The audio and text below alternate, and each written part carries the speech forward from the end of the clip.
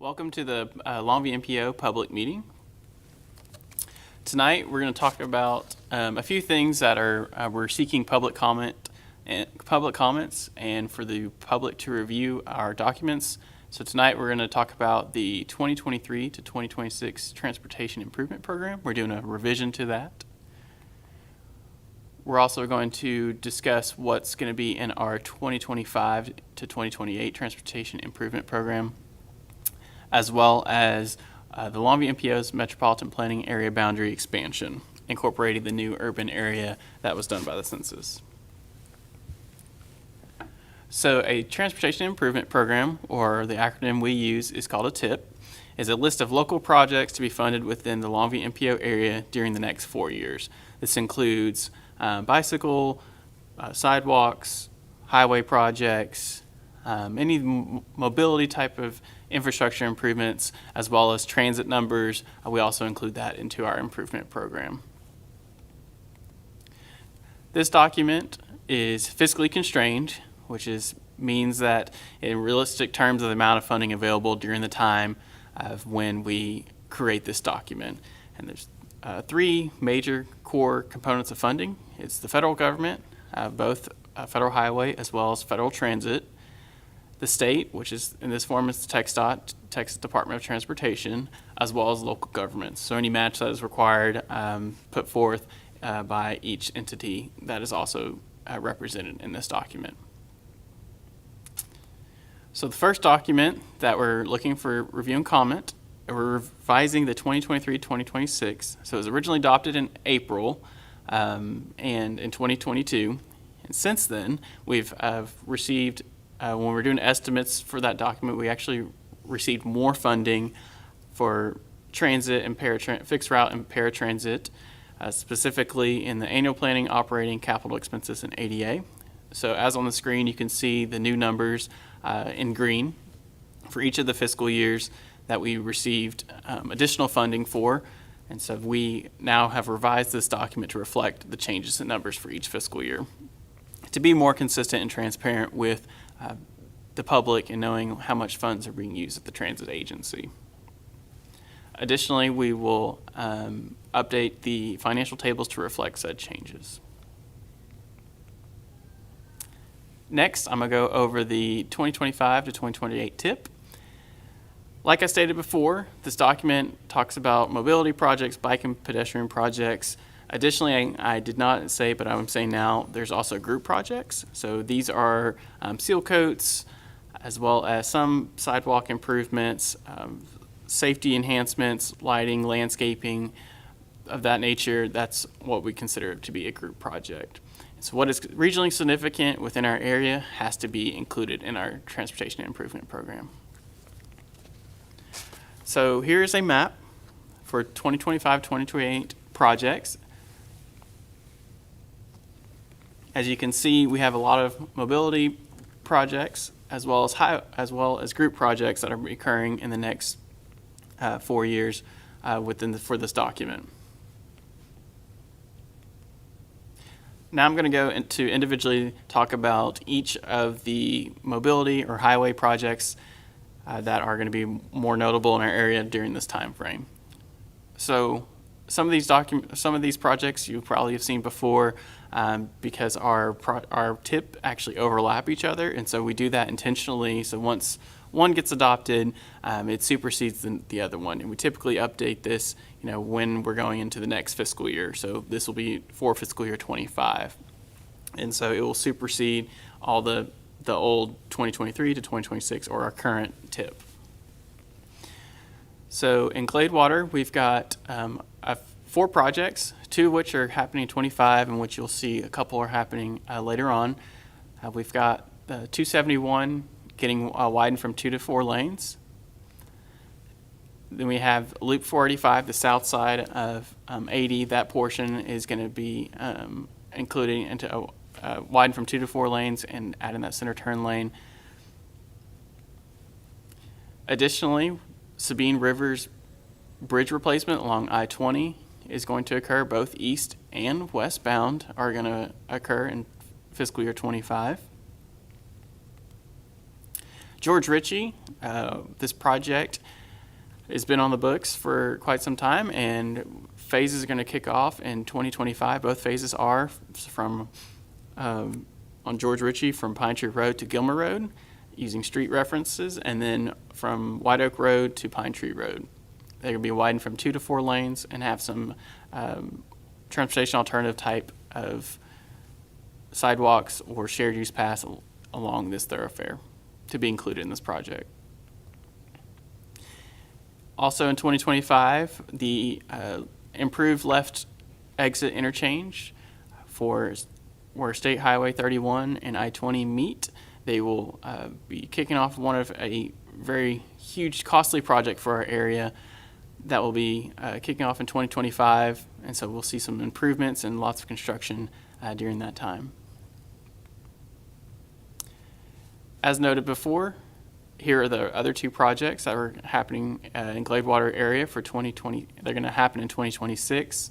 So we've got the north portion of Loop 485, as well as the rest of that 271. Lastly, out of our highway mobility project, State Highway 42, an original project that was supposed to let a little bit ago, we had to reprogram this.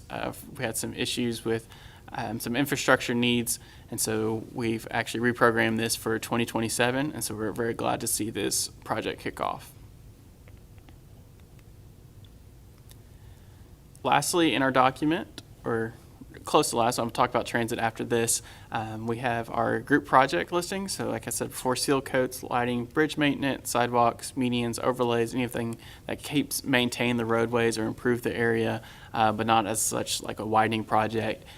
We've got 29 group projects currently programmed, might adjust after we evaluate this. Like I said before, this is a draft document, so it's still it's a fluid document right now into approval by our policy board, and so some of the changes in the projects might occur. I will officially announce when we go to policy board that what is the actual document that we're presenting. Lastly, we have our transit projects. As I mentioned when we did proposing the revision, the 23-26, here's the transit projects for, or the financial summaries for 25 through 28 as presented on the screen.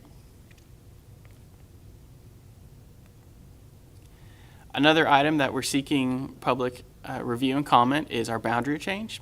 And so as presented is our current boundary. You can see in the blue color that the outline of what our current boundary is, and the yellow outlines are just the current city limits. So the Longview MPO encompasses, or we represent from all the way from Gladewater, going east into Longview. We go north into East Mountain, as well as south into Lakeport.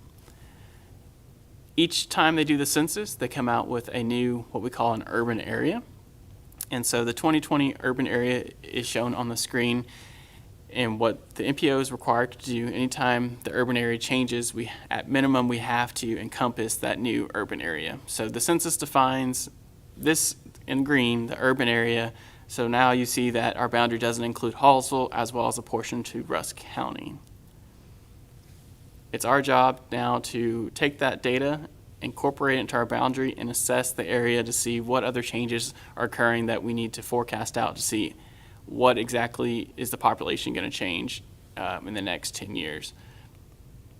So looking at the urban area that was given to us by the census, as well as using local knowledge, as well as in going to our technical committee, we decided that we have to take in a portion of Rusk, so we're going to do that, as well as we're going to go to east, take in Hallsville, and go north along 450 up to 449, take in that, as well as go south of the interstate to take in the rest of that area, to make it a nice, clean, smooth boundary moving forward.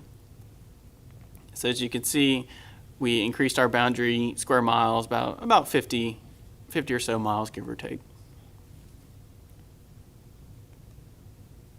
The timeline for our Metropolitan Planning Area boundary is shown. So in November, back in 2023, I met with the with the Hallsville mayor to make them aware of that we were aware that the city of Hallsville is now going to be in the the Longview urban area, so therefore we have to take that into our boundary. December, we brought this to our technical committee to discuss and review what the changes were, looked at the trends of that area, and see how we should expand. Back in February, I brought it back after taking in their considerations, looking at staff's considerations, brought it back to technical committee for their review to assess and make sure that we're kind of all saying the same thing, make sure I'm not missing anything. Additionally, we went to policy board last week and talked to them about the process, kind of similar to what we're doing now, to making it more official to the public, to allow us to make comments and review the document, see if they have any additional feedback for the boundary change. And that's where we are today. Hopefully, we'll kick this back to our technical committee for final review and approval, or recommend approval to our policy board. April 10th, we'll close the public comment period, as well as with the recommendation from technical committee, if they decide to recommend approval, we'll take it to our policy board to adopt the new boundary. Additionally, some behind the scenes work that has to happen. We will also update the new bylaws to incorporate representation that we're now including within our boundary.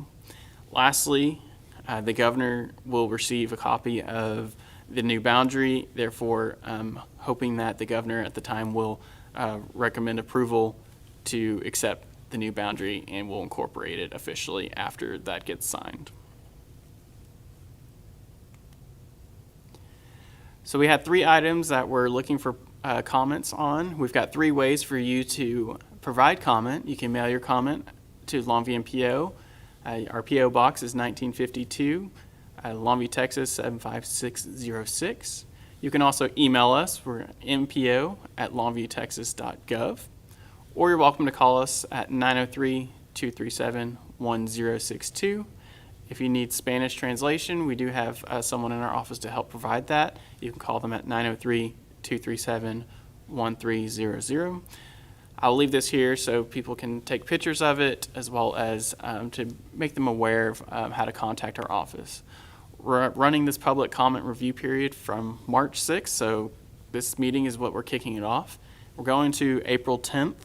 Right before policy board, where we'll actually, before we vote on it, there'll be one last public comment period, and we will close it at that time to revise the 2023 to 2026 TIP, adopt the 2025-2028 TIP, and approve the new boundary expansion that I presented today. So remember to submit your comments by April 10th to be included in the official summary of this meeting. Thank you for your time. Thank you for attending tonight's meeting. If you have any other questions, please use the avenues as presented on this board. Thank you.